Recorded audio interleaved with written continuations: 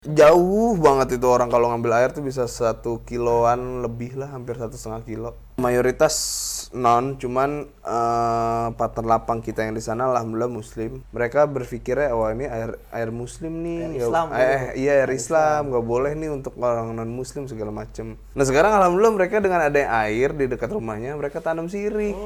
Mereka sih sebenarnya kalau aneh lihat ya, mereka itu memang kurang apa ya, penyuluhan atau sosialisasi itu aja. Perhatian sih ya,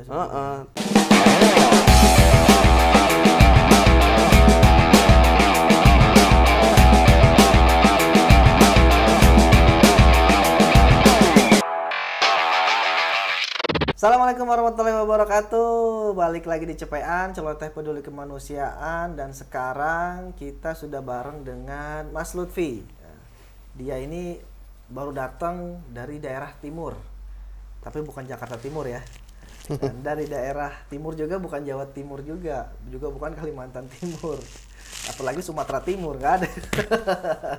Tapi Mas Lutfi ini dari Nusa Tenggara Timur. Nah, kita tahu lah Nusa Tenggara Timur itu seperti apa ya. Jauh, bisa dikatakan jauh, harus naik. Kalau naik mobil itu nyebrang berapa kali ya? 2 kali ya naik mobil ya? Naik mobil langsung mas, dari Langsung ya? Surabaya Dari Kupang. gitu ya? Oke. Sekarang sudah sama Mas Lutfi. Gimana Mas? Sehat Mas? Sehat alhamdulillah. Antum lagi sakit kayaknya, nggak semangat banget kayaknya nih. Lesu. Lesu ya? Capek ya? Capek baru balik. Antum dari Gimana mana mas Hendrik? Kegiatan Cepean gimana? Cepean? Ya, ini lagi syuting. Ya? Antum dari mana kok? Iya jadi kemarin ada kerjaan di apa namanya? Itu masuknya ke arah ini udah hampir ke Timur Leste itu.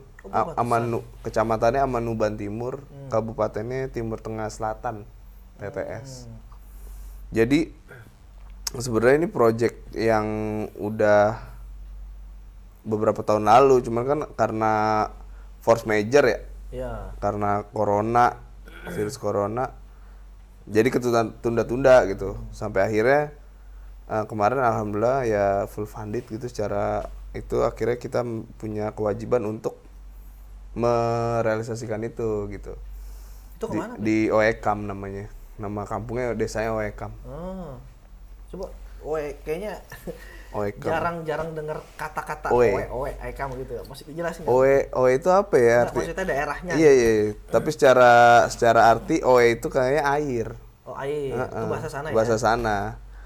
Jadi Oekam itu di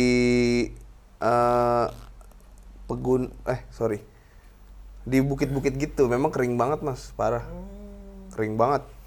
Kok bisa sih? Jauh banget itu orang kalau ngambil air tuh bisa 1 kiloan lebih lah, hampir 1,5 kilo. Itu jalan kaki? Jalan kaki lah, masa naik motor.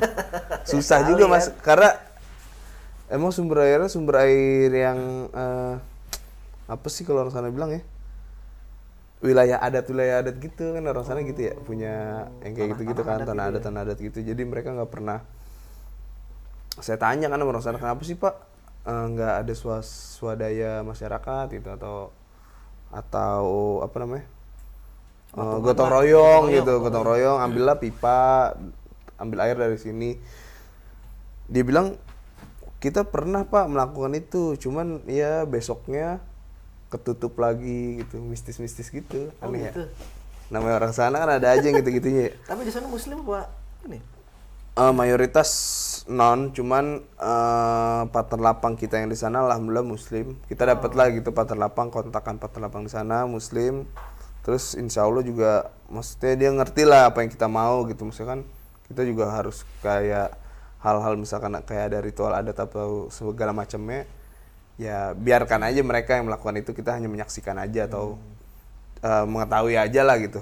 Karena kan itu ya budaya mereka ya, kita nggak bisa nyalain juga. Tapi yang paling terpenting yaitu kita mau membuktikan lah kalau air ini untuk ya rahmatan lil alamin lah, kebaikan ini mudah-mudahan gitu ya. Artinya pengen juga dakwah gitu kan, berdakwah gitu, bahwa ibadah wakaf yang dari Islam ini bisa buat semuanya. Jadi kemanfaatannya luar biasa gitu ya, insya Allah apa yang diberikan para wakif dibalas Allah gitu. Nah itu perjalanannya gimana Bi? Perjalanannya jauh banget sih. Kan Mas Hendrik pernah ya Pernah saya waktu Waktu itu, cuman itu kayak ya? jauhan yang ini dah. Nggak jauh-jauh banget juga dari yang waktu itu, cuman emang kalau kalau kita yang bawa mobil gitu ya, kalau yang biasa yang belum handal gitu ya, kayaknya lebih daripada 6 jam mas, 5-6 Itu dari jam. mana? Dari mana? Kupang. Dari Kupang Dari sampai Jakarta juga ya, dari Jakarta. Oh, kalau di Jakarta pesawat. Jakarta pesawat aman. ke Kupang. Kupang tuh berapa jam? Naik pesawat tuh kan 2,5 jaman lah, 2,5 jam. Terus Dari Kupang tembak langsung, kalau kita tembak langsung ke OEKAM itu ya bisa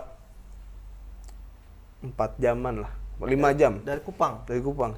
Oh. Langsung ke lokasi ya 5 jam, jadi 7 jam perjalanan kalau dari Jakarta.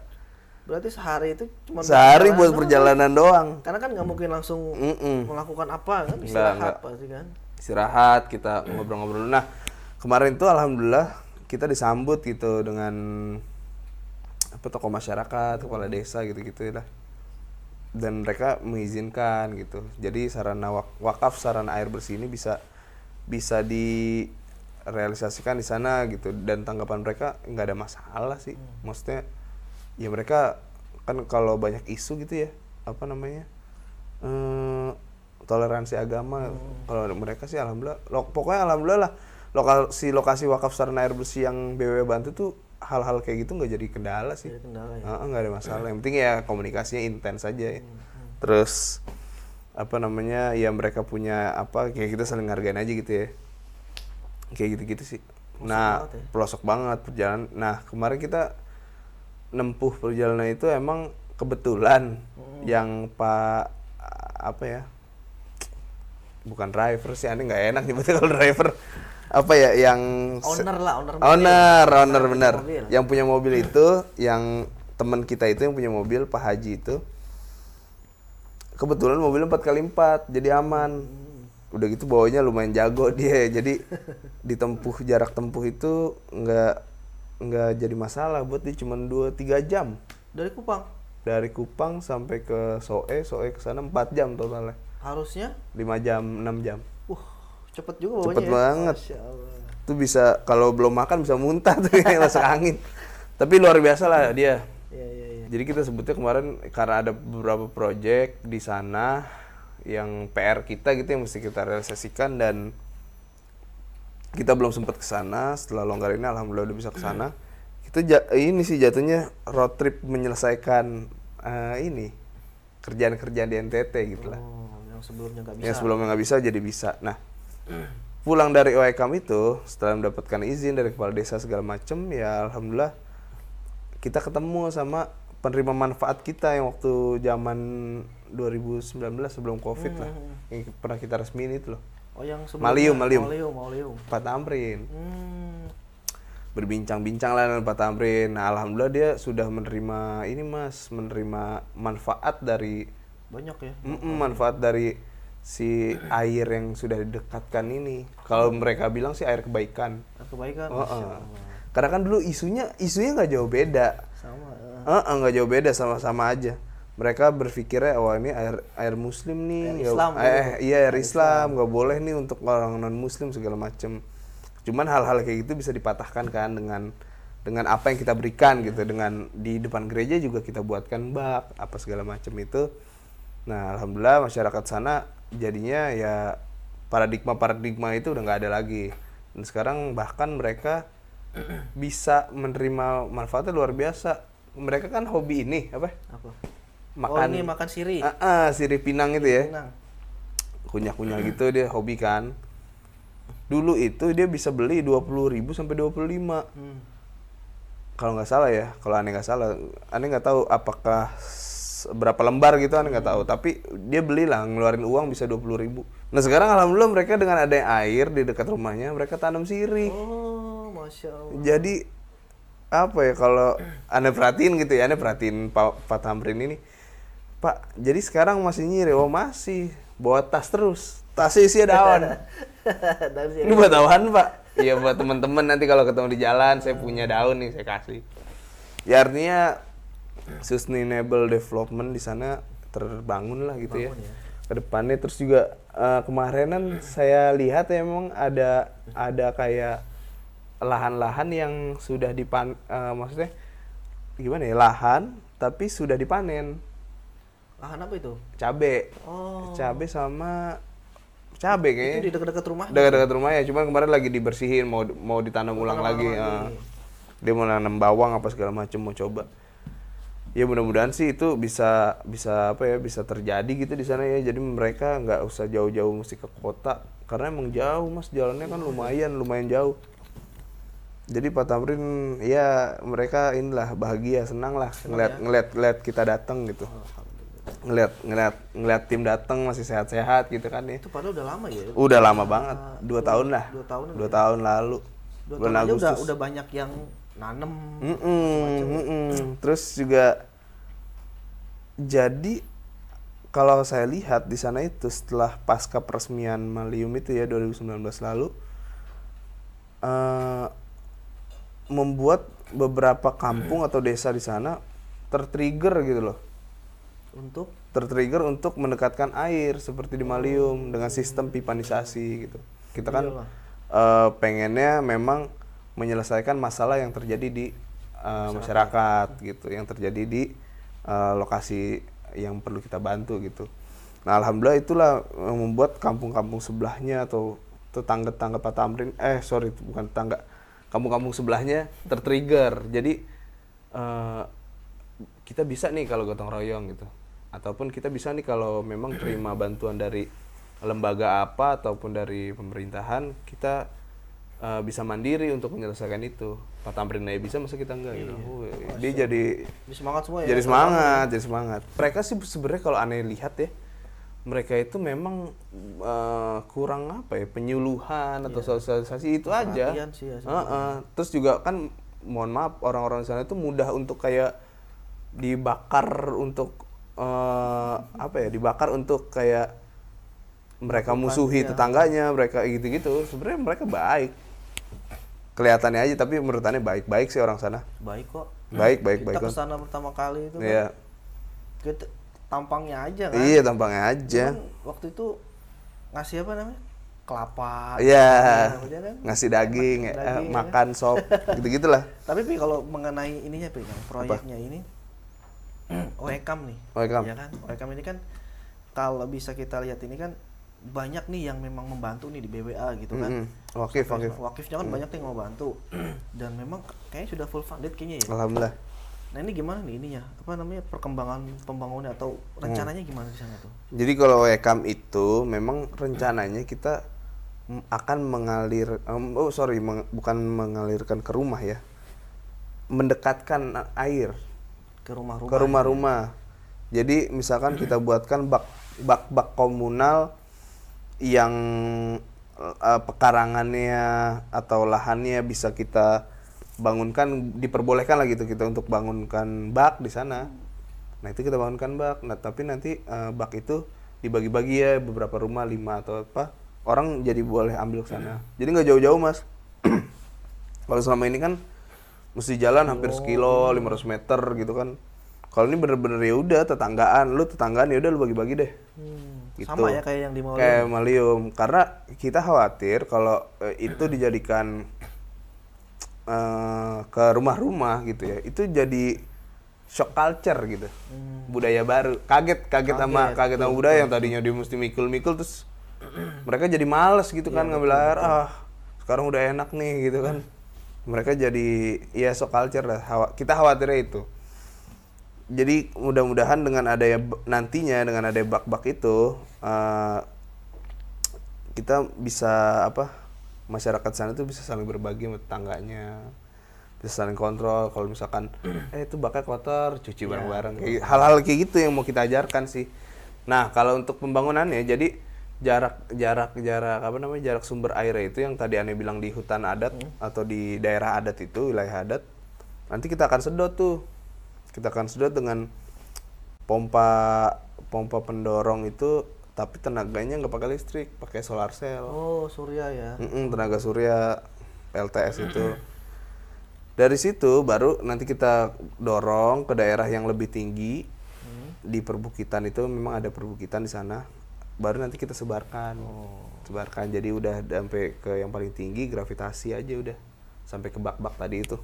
Tapi sumber airnya ini ya maksudnya banyak gitu. Oh banyak, alhamdulillah banyak. Jadi memang Dia itu kayak ini Mas, kayak kalau pohon atau batu itu kan memang menyimpan air ya, catchment area gitu ya. Di sana emang ada catchment area itu dan larinya itu ke anak-anak sungai gitu. Nah disitulah tuh memang sumber itu sih. Itu sumber ya. Sumber memang catchment area bagus dan apa kebetulan emang larinya ke apa ya hulu sungai. Nah situlah nanti kita tarik, kita bikinin bak, dorong ke atas. Berarti kemarin antum ke sana itu survei awal untuk pembangunannya apa gimana? Persiapan lah. Persiapan pembangunan. Koordinasi izin dan lain-lain. Karena kita khawatir ya apa yang kita khawatirkan ternyata betul, memang di sana itu nggak bisa main ambil-ambilnya karena kan lahan adat tadi itu ya. Terus gimana itu yang lahan adat itu jadinya? Alhamdulillah kemarin dengan kepala desa kita jelaskan tujuan kita apa segala macam. Mereka membolehkan, memberikan izin. Dan kebetulan staf desanya itu adalah anak dari pemangku adat kalau nggak salah. Jadi kebetulan lah, maksudnya bisa disampaikan maksud dan tujuan kita. Cuman mereka minta satu, Pak, orang timur itu nggak bisa dibohongin, bahasa mereka gitu. Jadi mereka minta ketika material udah sampai, baru besok hari kita gelar ritual adat gitu untuk menyaksikan, ya kita menyaksikan lah. Tapi saya bilang kita maksudnya kalau memang berdoa ya berdoa aja gitu ya, silakan aja bapak-bapak berdoa, jangan sampai kayak misalkan ya mohon maaf gitu kan motong-motong apa gitu loh Mas. Saya nggak mau, kita nggak mau lah gitu. Udah ngomong ke situ. Kita udah mau bicara itu, jadi dia bilang ya kita lakukan secara sederhana aja. Ya alhamdulillah mereka ngerti lah apa memberikan apa ya toleransi gitu. Ya deh alhamdulillah. Jadi jadi nanti material sampai besok harinya baru kita sama-sama menyaksikan itu. Selamatan lah istilahnya. Selamatan, tasyakuran lah. Tasyakuran lah. Sekarang nikah ya. Karena kan ini pengen dinikmatin banyak kan. Berapa kira-kira penikmatnya nanti di sana? Air bersih ini. Air bersih itu ya. Kira-kira ada 200 hampir 200 kakak. Kakak ya Mas, ya bukan jiwa ya. Banyak lah. Hampir 200 kakak tuh 200 banyak. Kalau kali 4 aja udah. Berapa ya? 800? Hampir 200 kakak, sebenarnya 150-an lah. Tapi ya itu tadi kita buatnya komunal. Iya betul. Maksudnya misalkan satu bak itu buat berapa rumah, satu bak buat berapa rumah gitu.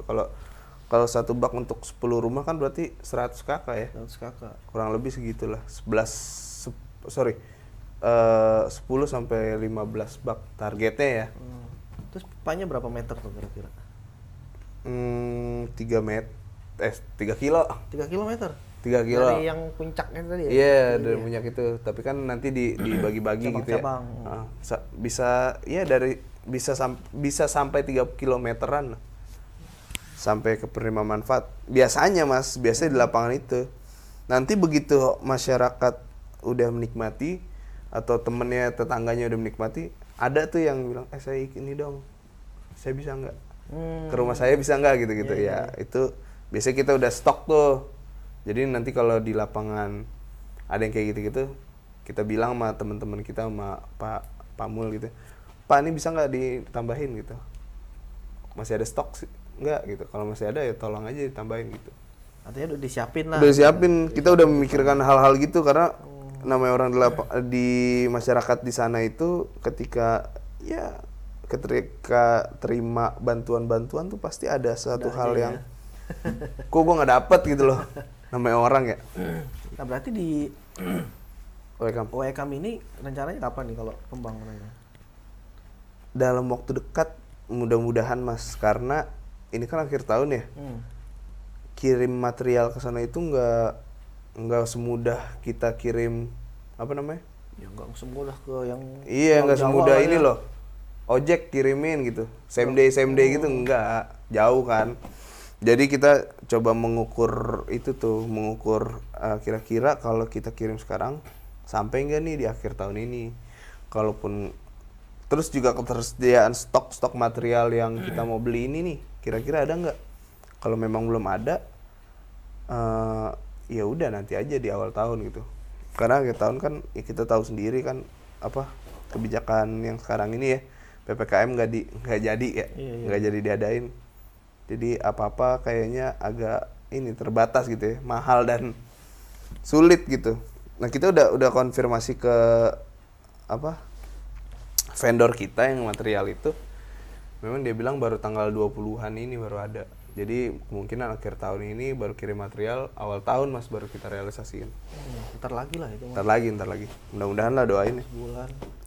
Tapi untuk material udah siap. Udah ya? fix. Tinggal kirim aja. Cuman tunggu ketersediaan barangnya. Gitu. Nah, kita pulang dari sana itu udah selesai tuh koordinasi, terus kita jelaskan maksud tujuan kita apa, pulang lah. Pada saat di perjalanan itu kan sungai kering gitu Mas ya. Ternyata masih ada tuh ibu-ibu yang kalau mau ngambil air itu hari ini atau pagi ini sore sih, dia biasanya sore. Karena air itu ngumpul kalau malam hari Mas. Nggak tahu kalau siang pada kemana. Jadi sore-sore itu atau siang-siang dia udah mulai tuh ngerapihin kayu-kayu potongan itu, ranting-ranting potongan itu disusun-susun sama dia. Setelah digali, disusun tuh kayu-kayu ranting itu, dijejerin terus ditutup pakai daun ataupun triplek atau kardus supaya nggak kemasukan, supaya nggak, mohon maaf, benda-benda asing lah. Bukan hewan-hewan minum, sapi atau kambing atau apa, tutup sama dia. Itu baru setengah hari atau misalkan dia siang ngelakuin itu ya, sore mau maghrib baru ada tuh air, baru ya emang sedikit-sedikit tampung-tampungin sama dia, baru diserokin gitu, dimasukin ke jerigen. Tapi itu sungainya emang kering ya? Kering Mas, sekalipun ada ya cetek-cetek semata kaki aja.